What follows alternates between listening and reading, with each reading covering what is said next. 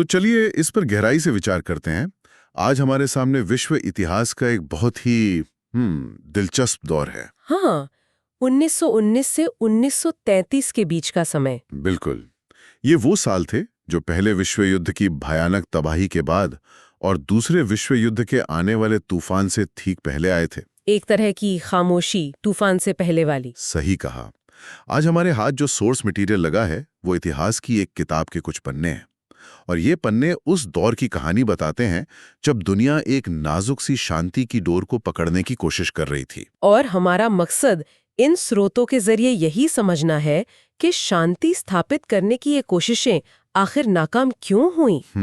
हम उन संधियों, उन समझौतों और उन राजनीतिक दांव पेचों की परतें खोलेंगे जिन्होंने अगले 2 दशकों के लिए दुनिया का नक्शा तय कर दिया। तो ये कहानी उम्मीद की है, सुलह की है, और आखिर में एक बहुत बड़ी नाकामी की है। तो इस कहानी को हम 3 हिस्सों में देखेंगे। पहला, युद्ध के ठीक बाद का तनाव। दूसरा, उम्मीद की एक छोटी सी किरण। और तीसरा, जब सब कुछ बिखरने लगा।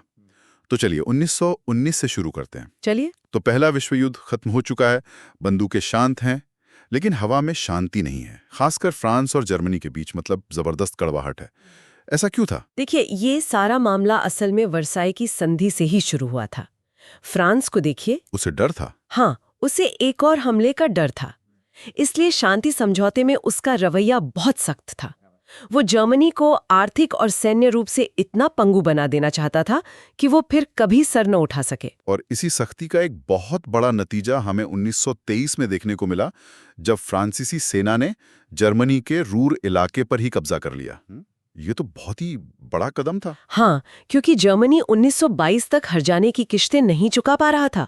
उसकी अर्थव्यवस्था बर्बाद हो चुकी थी। तो फ्रांस ने सोचा कि तो जवाब में फ्रांस और बेल्जियम की सेनाएं जर्मनी के औद्योगिक दिल यानी रूर में घुस गई।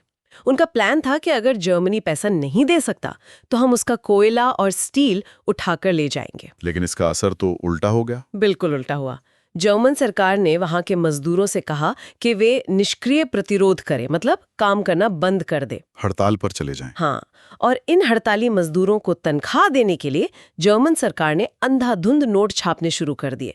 इसका नतीजा हुआ हाइपर इन्फ्लेशन। अच्छा। हालत ये थी कि लोग सुबह एक सूटकेस भरकर पैसे ले जाते थे और शाम तक उससे सिर्फ 1 पाव रोटी खरीद पाते थे। पैसा कागज बन चुका था। तो इस घटना ने तो नफरत को और भी गहरा कर दिया होगा। और गहरा कर दिया, और ये भी साबित कर दिया कि सिर्फ ताकत के दम पर शांति नहीं लाई जा सकती। तो शुरुआती कुछ साल तो नफरत और आर्थिक तबाही में ही गुजर गए, लेकिन फिर 1924 के आसपास अचानक माहौल बदलने लगता है।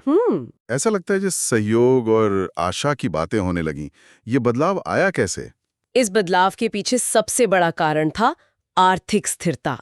सबको समझ आ गया था कि जब तक जर्मनी की अर्थव्यवस्था पटरी पर नहीं आएगी, यूरोप में शांति नहीं हो सकती। तो चलिए उन समझौतों पर एक नजर डालते हैं। सबसे पहले 1924 का डॉस प्लान। हाँ, ये हर्जाने के क्राइसिस को हल करने की एक कोशिश थी। एक अमेरिकी बैंकर चार्ल्स डॉस ने यह योजना बनाई। अच्छा। इसके तहत जर्मनी के हर्जाने के भुगतान को उसकी आर्थिक क्षमता से जोड़ा गया और जर्मनी को अमेरिकी बैंकों से भारी कर्ज भी मिला। तो मतलब अमेरिकी पैसों ने आके जर्मन अर्थव्यवस्था को एक तरह से बचा लिया। हाँ, पटरी पर लाने में मदद की। इसके बाद आती हैं 1925 की लोकर्नो संधियां। इन्हें तो एक बहुत बड़ी सफलता माना जाता था। बिल्कुल, ये उस दशक की सबसे बड़ी कूटनीतिक घटना थी। इसमें जर्मनी, फ्रांस, बेल्जियम, ब्रिटेन और इटली शामिल थे। और इसमें हुआ क्या था? इसका सार ये था कि जर्मनी ने पहली बार स्वेच्छा से, मतलब बिना किसी दबाव के, फ्रांस और बेल्जियम के साथ अपनी पश्चिमी सीमाओं को स्वीकार कर लिया और वादा किया कि वो इन पर कभी हमला नहीं करेगा। ये तो बहुत बड़ी बात है। बहुत बड़ी बात। और ब्रिटेन और इटली ने इस समझौते की गारंटी दी। गारंटी दी मतलब? मतलब अगर जर्मनी या फ्रांस में से कोई भी हमला करता तो वो दूसरे का साथ देते। इस समझौते ने यूरोप में एक नई उम्मीद पैदा की, जिसे लोकार्नो स्पिरिट कहा गया। लोकार्नो की भावना। हाँ, ऐसा लगा जैसे दुश्मन अब दोस्त बन रहे हैं। इसी के इनाम के तौर पर 1926 में जर्मनी को लीग ऑफ नेशंस में भी शामिल कर लिया गया। हमारे स्रोत बताते हैं कि इस खूबसूरत तस्वीर में एक बहुत बड़ी दरार थी, एक ऐसी कमी जिसे उस वक्त ज्यादातर लोगों ने नजरअंदाज कर दिया। हाँ, और यही बात आगे चलकर बहुत घातक साबित हुई। जर्मनी ने अपनी पश्चिमी सीमाओं की गारंटी तो दे दी, लेकिन पूर्वी सीमाओं का क्या? बिल्कुल, उसने अपनी पूर्वी सीमाओं यानी पोलैंड और चेकोस्लोवाकिया के साथ लगती सीमाओं की कोई गारंटी नहीं दी। ये तो भविष्य के लिए एक खतरे की घंटी थी। बिल्कुल, क्योंकि आगे चलकर हिटलर ने सबसे पहले इन्हीं सीमाओं को अपना निशाना बनाया। तो एक तरफ ये उम्मीद की भावना है और दूसरी तरफ एक छिपा हुआ खतरा। और फिर 1928 में आता है केलॉग ब्रांड पैक्ट, हाँ जिसमें 65 देश कसम खाते हैं कि वो कभी युद्ध नहीं करेंगे। ये तो कुछ ज्यादा ही आशावादी नहीं लगता? ये आशावाद का चरम था। सिद्धांत में तो ये बहुत महान विचार था, लेकिन असल में ये सिर्फ कागज पर एक वादा था। मतलब इसका कोई एनफोर्समेंट मैकेनिज्म नहीं था? कुछ भी नहीं। इसमें ये कहीं नहीं लिखा था कि अगर कोई देश इस समझौते को तोड़ता है तो उसके खिलाफ क्या किया जाएगा। कोई सजा नहीं, कोई सेना नहीं, बस एक नैतिक वादा। और इसी आशावादी दौर का आखिरी बड़ा कदम था 1929 का यंग प्लान। हाँ, जो डॉज प्लान का वर्जन 2.5 था। इसने जर्मनी पर हर्जाने की कुल रकम को काफी कम कर दिया और उसे चुकाने के लिए 61 साल का लंबा वक्त दिया। तो उस पर ऐसा लगा होगा कि इतिहास का सबसे बड़ा विवाद सुलझ गया है। बिल्कुल। तो एक बार फिर से देखते हैं। हमारे पास आर्थिक प्लान्स हैं, शांति संधियां हैं और युद्ध को गैर कानूनी बताने वाला एक वैश्विक समझौता भी है। तो फिर सब कुछ गलत कैसे हो गया? एक शब्द में जवाब है, पैसा। 1929 की वॉल स्ट्रीट मंदी। हाँ, इस महामंदी ने उस आर्थिक नींव को ही तबाह कर दिया जिस पर लोकार्नो स्पिरिट की पूरी इमारत खड़ी थी। लोकार्नो स्पिरिट कोई भावना नहीं थी, वो असल में अमेरिकी कर्ज पर तैर रहा एक बुलबुला था। और जैसे ही पैसे की हवा निकली, वो बुलबुला फूट गया। बिल्कुल, अमेरिका से कर्ज आना बंद हो गया, जो जर्मनी की अर्थव्यवस्था के लिए ऑक्सीजन की तरह था। और जर्मनी में बेरोजगारी आसमान छूने लगी। रॉकेट की तरह बढ़े। 1932 तक 60 लाख से ज्यादा लोग बेरोजगार थे। इस आर्थिक तबाही ने लोगों का लोकतंत्र से भरोसा उठा दिया और उन्होंने एडोल्फ हिटलर जैसे कट्टरपंथी नेताओं की तरफ देखना शुरू कर दिया, जो वर्साय संधि को फाड़ फेंकने का वादा कर रहे थे। हाँ, और जर्मनी का खोया हुआ सम्मान वापस दिलाने का भी। और 1933 में हिटलर चांसलर बन गया। इसके साथ ही सहयोग के इस दौर के ताबूत में आखिरी कील ठोक दी गई। हाँ, और वो आखिरी कील थी विश्व निरस्त्रीकरण सम्मेलन की नाकामी। World डिसआर्मामेंट conference. हाँ, 1933 में हिटलर ने जर्मनी को सम्मेलन और लीग ऑफ नेशंस दोनों से बाहर निकाल लिया। सहयोग का युग आधिकारिक तौर पर खत्म हो गया था। ठीक है, तो एक तरफ फ्रांस और जर्मनी का ये ड्रामा चल रहा है, लेकिन इस कहानी में सोवियत संघ कहाँ था? उस वक्त तो पश्चिमी देश उसे एक बड़े खतरे की तरह देखते थे। सोवियत संघ उस समय एक अछूत देश की तरह था।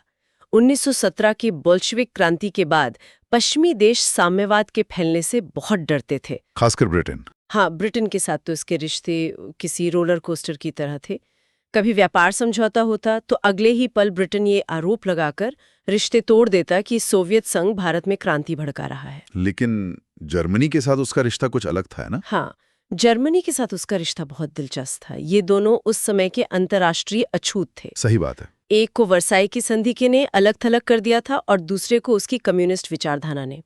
तो इन दोनों ने एक दूसरे में एक साथी ढूंढ लिया और 1922 में उन्होंने रपालो की संधि पर दस्तखत किया। बिल्कुल, जिसमें उन्होंने एक दूसरे पर सारे आर्थिक दावे छोड़ दिए और कूटनीतिक रिश्ते फिर से शुरू किए। ये तो बहुत बड़ी बात है। मतलब वर्साई की संधि को पीठ पीछे तोड़ा जा रहा था। और इस संधि का एक गुप्त हिस्सा भी था जो और भी ज्यादा चौंकाने वाला था। अच्छा। वर्साई की संधि ने जर्मनी पर टैंक, लड़ाकू विमान और जहरीली गैस जैसे हथियार बनाने पर पाबंदी लगा रखी थी।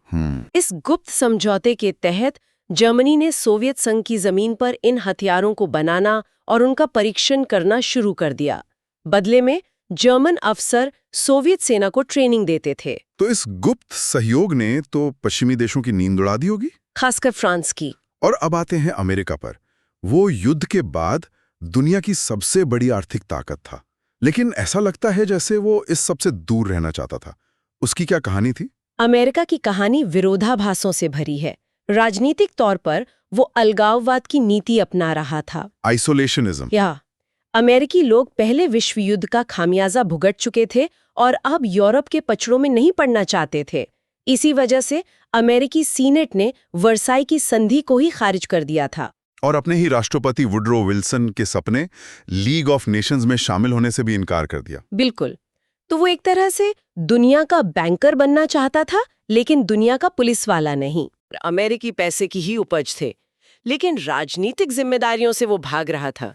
लेकिन उसने वॉशिंगटन सम्मेलन तो बुलाया था। हाँ, उसने प्रशांत महासागर में जापान की बढ़ती नौसैनिक ताकत को रोकने के लिए 1921-22 में वॉशिंगटन सम्मेलन जरूर बुलाया था। तो अमेरिका एक तरह से बिना जिम्मेदारी की शक्ति का इस्तेमाल कर रहा था। हाँ, वो दुनिया के मामलों को प्रभावित तो करना चाहता था, लेकिन लीग ऑफ नेशंस जैसी किसी स्थायी प्रतिबद्धता में बंधना नहीं चाहता था।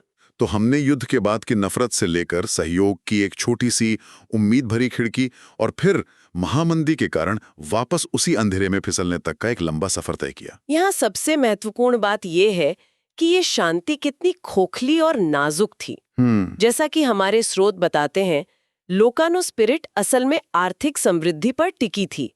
ये स्ट्रेसमैन और ब्रियान जैसे कुछ नेताओं के आपसी अच्छे रिश्तों पर भी निर्भर थी। लेकिन जो संस्थाएं बनाई गईं, जैसे लीग ऑफ नेशंस, वो बहुत कमजोर थीं। बहुत कमजोर। उनके पास अपनी बात मनवाने की असली ताकत नहीं थी और वे बड़े देशों के राष्ट्रीय हितों के सामने अक्सर बेबस हो जाती थीं। और ये हमें एक अंतिम विचार के साथ छोड़ जाता है जिस पर मंथन किया जा सकता है। इन तमाम कोशिशों, प्लान्स, संधियों, सम्मेलनों को देखते हुए क्या 1919 के बाद एक और बड़े युद्ध का होना तय ही था, या फिर कोई ऐसा खास मोड़, कोई एक ऐसी गलती थी जिसने दुनिया को तबाही के रास्ते पर धकेल दिया और इतिहास का रुख हमेशा के लिए बदल दिया?